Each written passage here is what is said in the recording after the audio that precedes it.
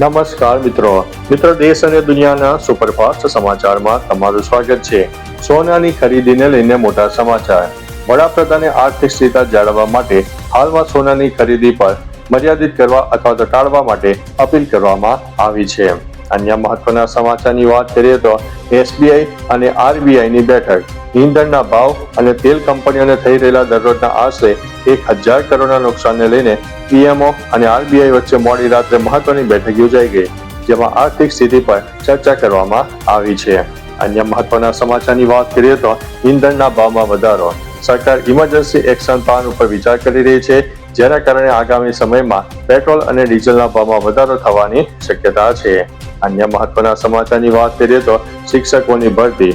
મધ્યપ્રદેશમાં સરકાર દ્વારા 4000 શિક્ષકોની નિમણૂકના આદેશો આપવામાં આવ્યા છે અને આજથી સ્કૂલની પસંદગી પ્રક્રિયા શરૂ કરવાની કાર્યવાહી હાથ ધરાઈ છે। અન્ય મહત્વના સમાચારની વાત કરીએ તો રાશિફળ। કન્યા રાશિના જાતકો માટે સ્થાન પરિવર્તન ફાયદાકારક રહેશે અને મકર રાશિના લોકો માટે આવકના નવા સ્ત્રોત ઊભા થઈ શકે છે। અન્ય મહત્વના સમાચારની વાત કરીએ તો ક્રિકેટમાં IPLમાં પંજાબની સતત ચોથી વખત હાર થઈ છે અને દિલ્હીનો 3 વિકેટે વિજય થયો છે। અક્ષર પટેલ અને મિલરે અર્ધશતક ફટકાર્યા હતા। અન્ય મહત્વના સમાચારની વાત કરીએ તો તેલના ભાવમાં વધારો થઈ શકે છે। તેલ કંપનીઓને થઈ રહેલા નુકસાનને કારણે કેન્દ્ર સરકાર ઇમરજન્સી એક્શન પ્લાન બનાવી રહી છે, જેના કારણે ઈંધણના ભાવમાં વધારો થવાની શક્યતા રહેલી છે। અન્ય મહત્વના સમાચારની વાત કરીએ તો વરસાદનું એલર્ટ। હવામાન વિભાગ દ્વારા આગામી 24 કલાકમાં દેશના 11 રાજ્યોમાં ભારે પવન એટલે કે 60 કિલોમીટર પ્રતિ કલાકની ઝડપે પવન અને વરસાદની આગાહી વ્યક્ત કરવામાં આવી છે। અન્ય મહત્વના સમાચારની વાત કરીએ તો મધ્યપ્રદેશમાં શિક્ષકોની ભરતી। મધ્યપ્રદેશ સરકાર દ્વારા 4000 શિક્ષકોની નિમણૂકના આદેશ જાહેર કરવામાં આવ્યા છે અને આજથી સ્કૂલ પસંદગીની પ્રક્રિયા શરૂ થશે।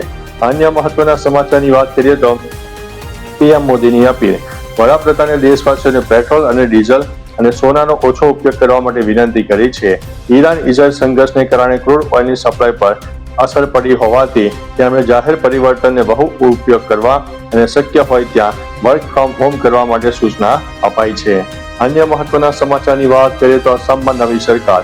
આજે 12 મેના રોજ અસમમાં નવી સરકારના શપથ ગ્રહણ સમારોહ યોજાશે, જેમાં હેમંત વિશ્વ શર્મા ફરીથી મુખ્યમંત્રી તરીકે શપથ લેશે। આ કાર્યક્રમમાં વડાપ્રધાન નરેન્દ્ર મોદી અને ગૃહમંત્રી અમિત શાહ પણ હાજર રહેશે। તો ચાલો મિત્રો, ફરીથી દેશ અને દુનિયાના સુપરફાસ્ટ સમાચાર લઈને મળતા રહીશું। ત્યાં સુધી અમને રજા આપશો। નમસ્તે।